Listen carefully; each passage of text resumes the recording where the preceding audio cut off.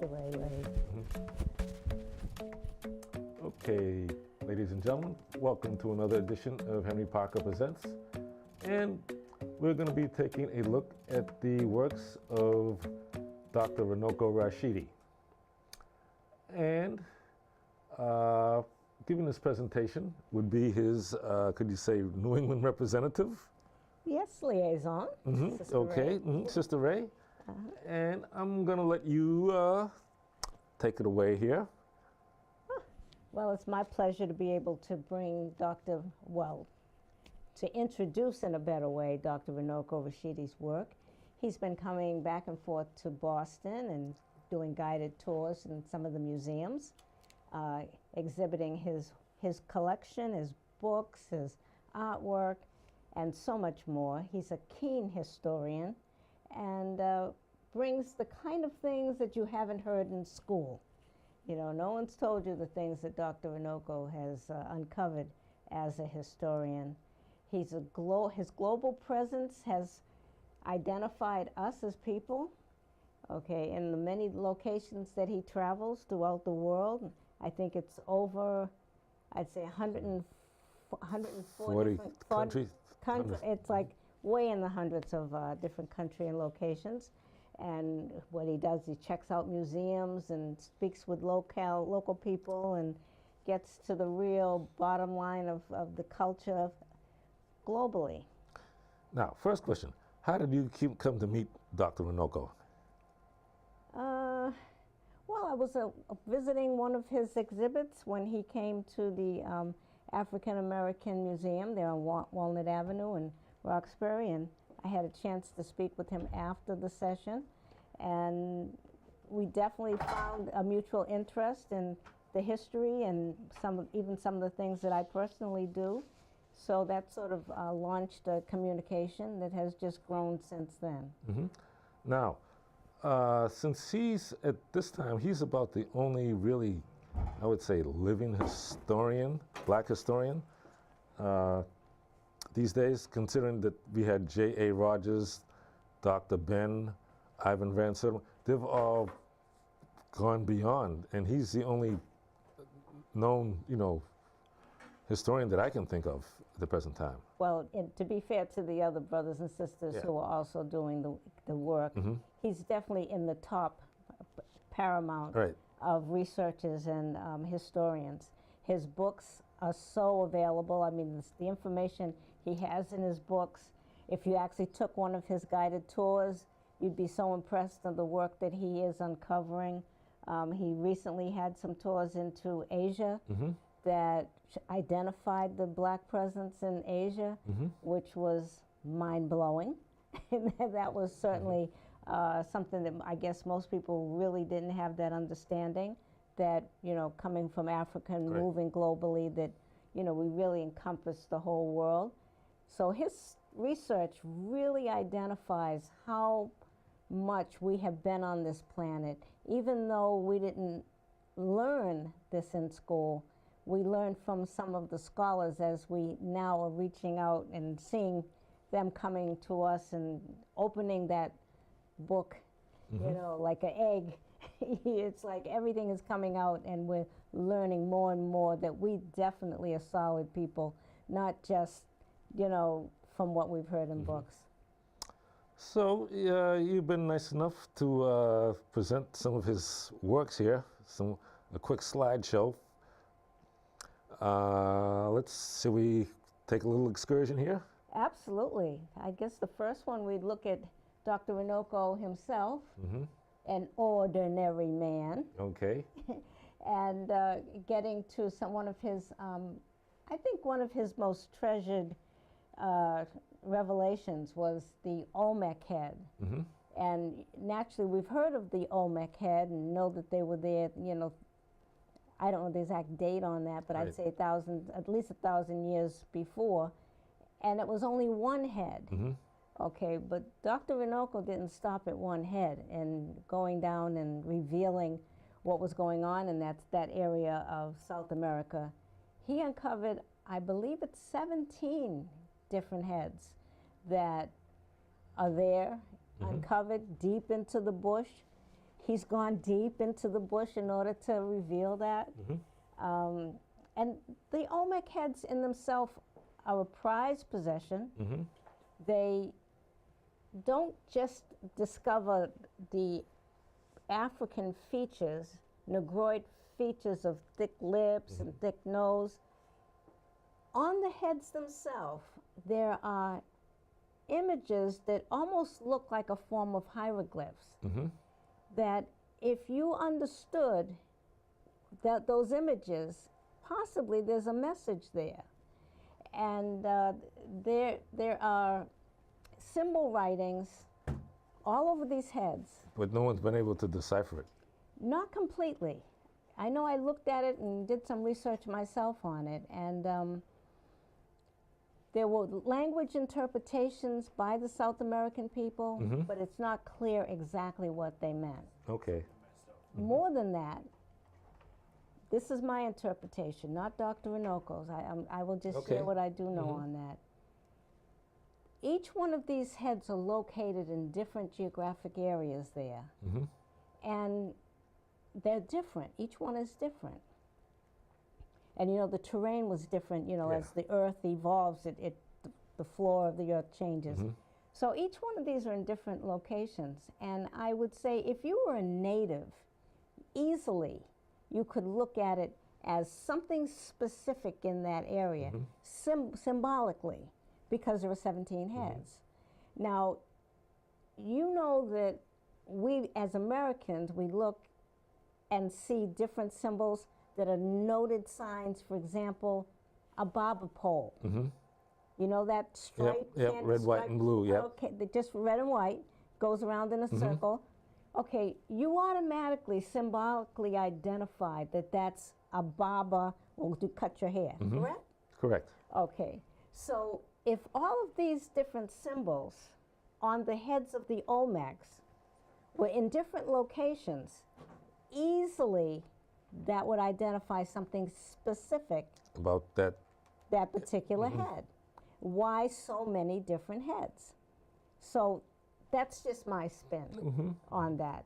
Okay, so Dr. Runoko has gone and uncovered all of these different heads and all of these different countrysides, rainforests, and he's got them all there. So taking a tour with him would certainly be quite an adventure, and he does have tours coming up. Okay, and let's go to the next slide. See? Yeah.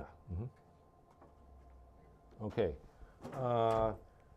A lot of the Olmec heads sort of have these features here, which exactly. The thicker nose, the full lips, the cheekbones, and the smile. No, not forget the smile.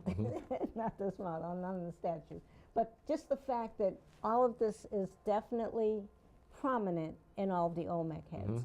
Now, there is definitely a debate by scholars that say, no, they were not Africans or African nature. But that's quite obvious. You know, from what we can see, and I know personally that was the first thing that drew me to that area when I saw this as a youth.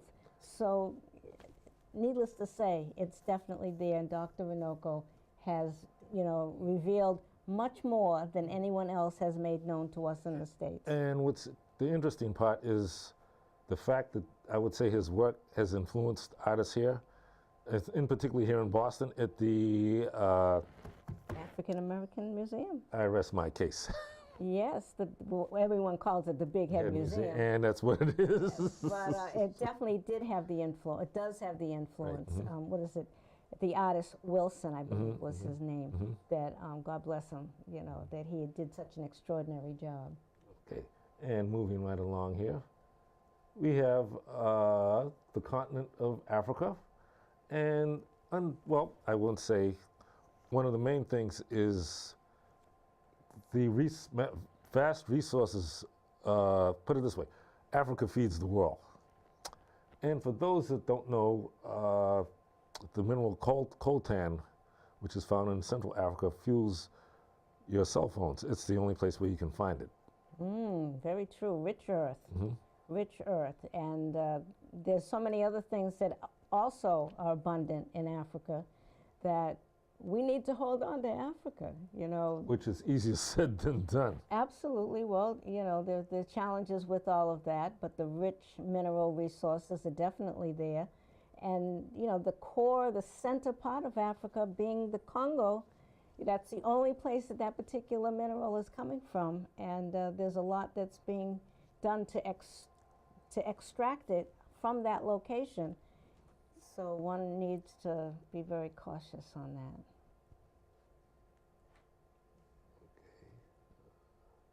Now here we have one of the many things is Africa is divided due to the fact of colonization. It still has its remnants that they cannot unite the way they before. Africa was united due to ethnic groups and the way the terrain was set.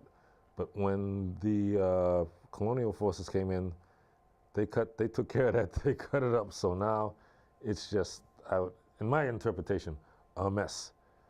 Many countries are all divided and working in separately. Mm-hmm.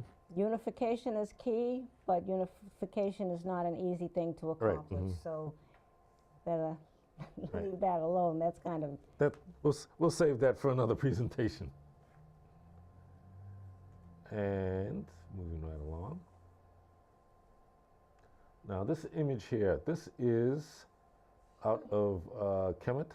Yes, and the 18th dynasty, Queen Tayi. I believe she was the grandmother of King Tutankhamun. I think she was a grandmother of King Tutankhamun.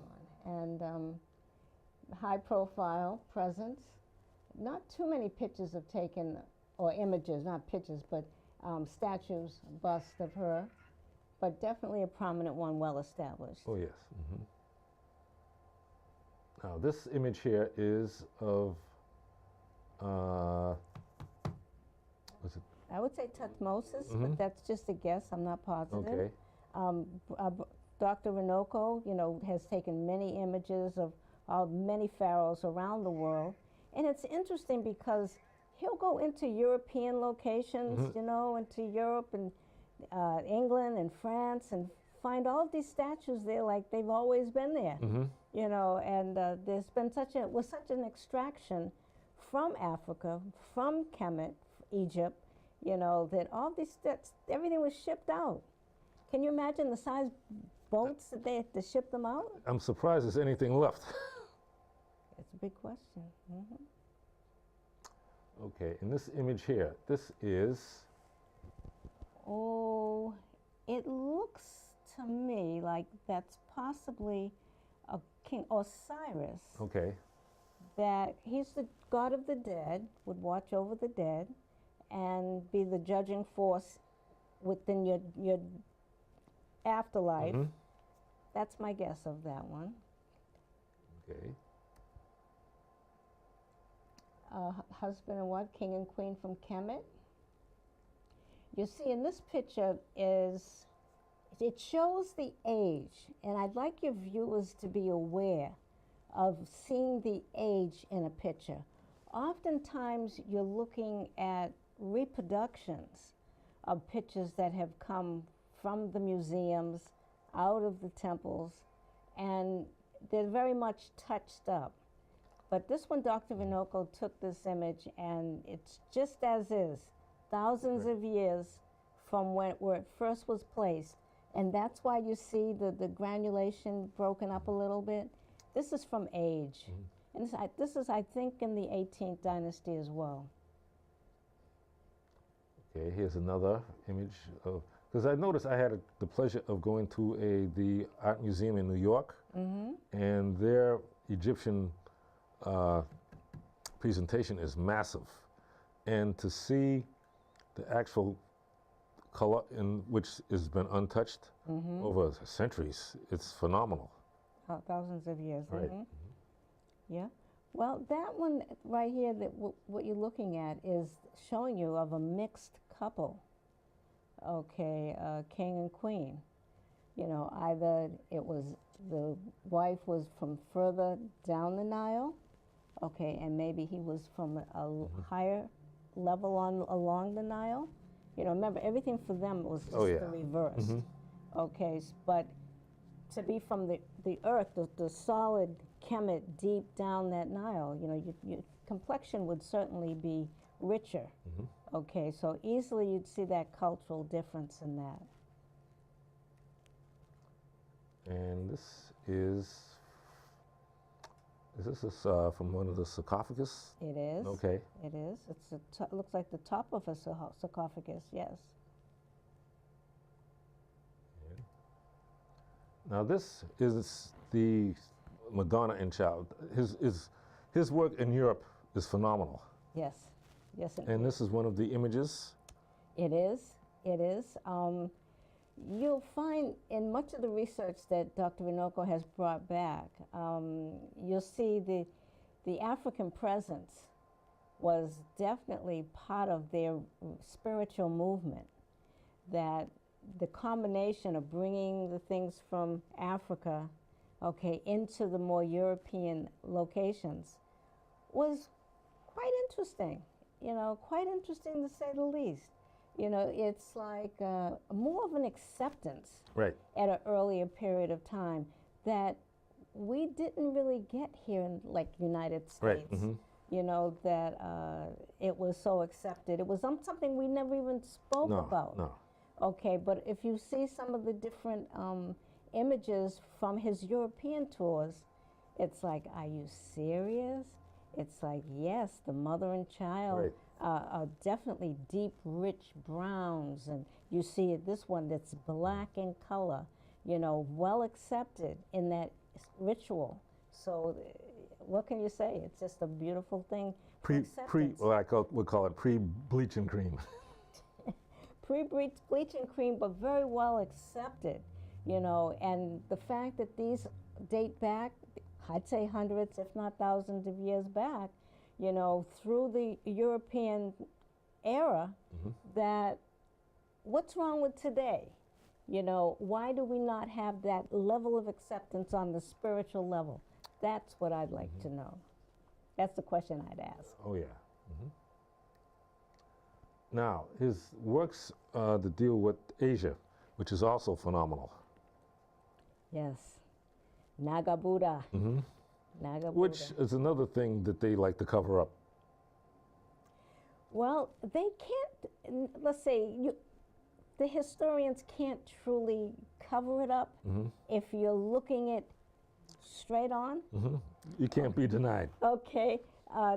Dr. Runoko has brought these images back and made them known from his perspective, God bless him, and that we see more and more now than we ever did before. I mean, as we never knew they existed. Never knew. You know, as a youth, you would only see just the, you know, the porcelain figures, and that's all there is. But now we say, use the word Naga. There's a Naga Buddha. Right. Okay, that's taking possession of that for ourselves. Now, he's done some traveling in and around, was it the Sahara? Sahara, indeed, yes. This one easily might have been in South Africa, okay, near where the waterfall, the Great Waterfall is in South Africa.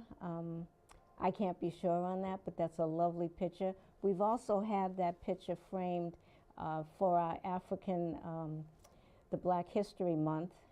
It just was so spirited to see that lone, you know, boatman to be able to be out on the sea. And we've had a great collection of Dr. Runoko's that he contributed to our African History Month. And I have to give thanks for that. Now, this is another picture from South Africa. I do believe it is. Isn't it gorgeous? Oh, yeah. And the Great Waterfall of South Africa. Now, this is a coin from the Congo. It is. Okay. The date on that, we're not too sure on. But I'm really not sure on that, but certainly it's very well molded. You know, obviously metal was in place. but I don't have a date on that. Beautiful figurehead. Oh, yeah.